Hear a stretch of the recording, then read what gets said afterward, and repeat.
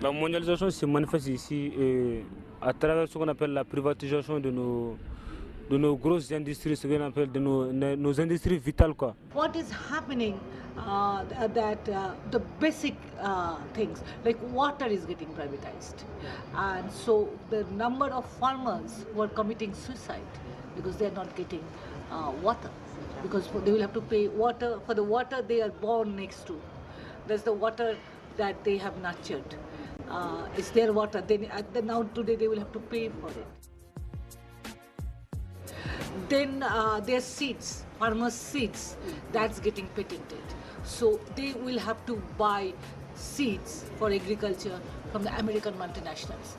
And if they use their own seed, which they have for generations, for centuries they have their own seeds, if they use those seeds, then they will be arrested because that's illegal. So in 1995, the Philippines was the biggest water privatization project of the World Bank in Asia. The first privatization project was covering what we call Metropolitan Manila. It is composed of several cities and several towns, covering at that time about 12 million people in population. In the beginning, the World Bank was referring to the Philippines as the showcase, as the best example of privatization, because immediately after privatization, the prices of water went down. But in less than 5 years, the prices of water went up again.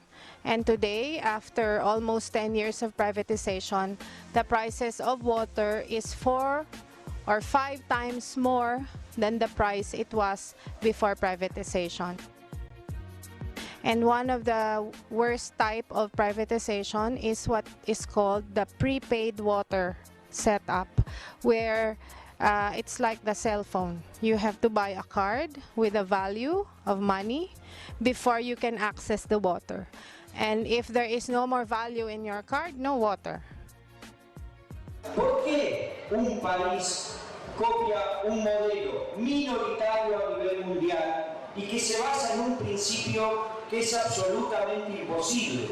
¿A quién se le puede ocurrir darle la resolución del problema del agua y el saneamiento, que es el problema de los sectores más humildes de todas las poblaciones, a un privado que viene a buscar renta en un sector que no hay renta? En ningún país funcionó y en ningún país va a funcionar.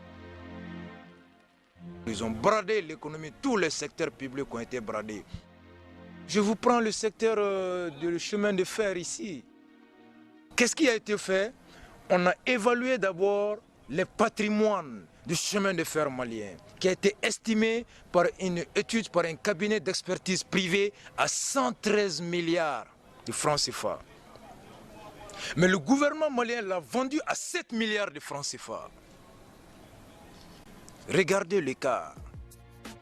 Le patrimoine a été évalué à 113 et on a mis à la porte près de 800 personnes. Un chômage de chefs de famille.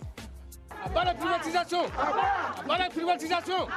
Vive le chemin de fer du Mali. À bas Transrail. Et tous les villages le long des rails ont été privés de ressources. Parce que la société concessionnaire, la société qui a repris le chemin de fer, n'a repris seulement que le trafic marchandises. Ils ont dit qu'ils n'assurent pas le transport de personnes. Parce que il y a trop de risques, il faut trop s'assurer. C'est peu rentable par rapport au trafic de marchandises. Et des milliers de villages se trouvent aujourd'hui enclavés.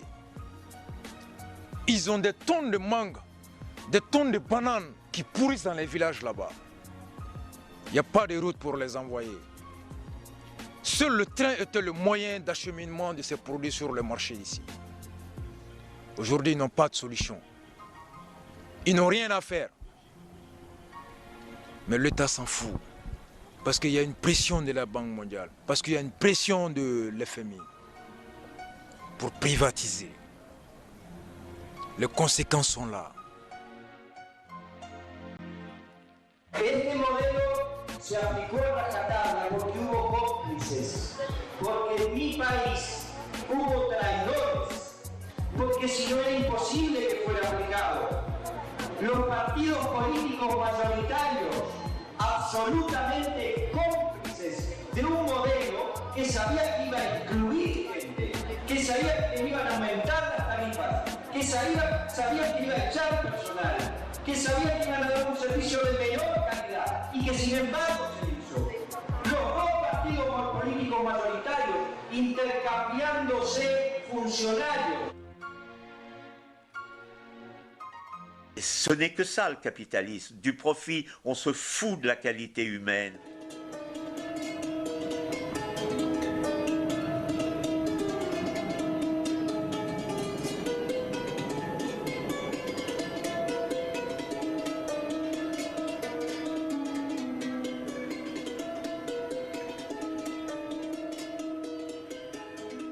At least even 5 years back, medicine in India was very cheap. I remember our European friends used to come, they used to make their specs, they used to check their dentistry, they used to do everything because it was cheap in India.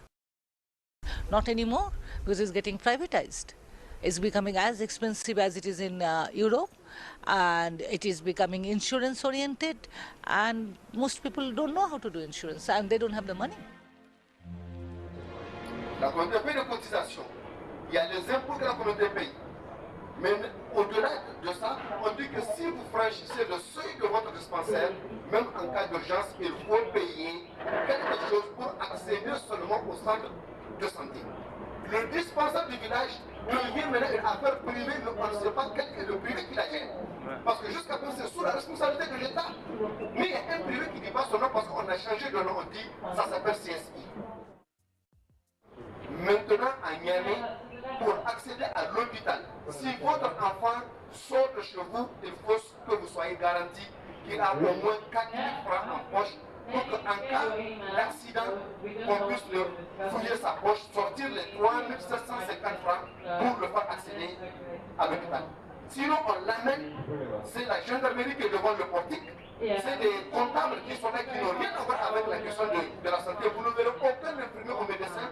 C'est eux qui sont là au niveau des guichets, comme si vous êtes venu au cinéma. Alors on s'en fiche de votre état, il faut d'abord payer pour accéder d'abord, pour que vous puissiez trouver des yeux humains, c'est-à-dire des yeux d'infirmiers. Ça, c'est des problèmes de privatisation progressive et qui ne disent pas leur nom. Ça nous attrape. Où est-ce qu'on peut se cacher? On ne peut plus se cacher.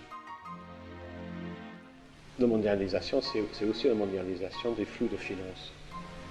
Et les flux de finances qui travaillent 24 heures sur 24 entre Londres, New York, Tokyo, Francfort, cherchent, tout le temps, cherchent le profit le plus élevé. Et l'un des secteurs de l'économie actuellement où on peut faire du profit, c'est l'immobilier et le logement. Donc on cherche des endroits où on peut faire, on dit en anglais, un fast buck, ça veut dire de faire un profit facilement, sans trop travailler et rapidement. Marché ouvert. Spéculation immobilière. La mondialisation, aujourd'hui, c'est ton quartier. C'est ça que je suis en train de t'expliquer. Quand tu as l'avenue de la République qui est rachetée directement par des fonds de pension américains, frère, c'est ta rue qu'on te vole. Les capitaux n'ont pas de frontières, ils ont besoin de mobilité, de mouvements. Et partout où ils vont, ils font des victimes. Et c'est le même type de dégâts qu'ils causent. Dégâts écologiques, dégâts sociaux, économiques, politiques, parce que par leur puissance, ils arrivent à influencer la politique des nations. Il y a une hégémonie culturelle, psychique, mentale qui accompagne la domination politique, économique. Et il n'y a pas arme plus puissante que la maîtrise de l'esprit de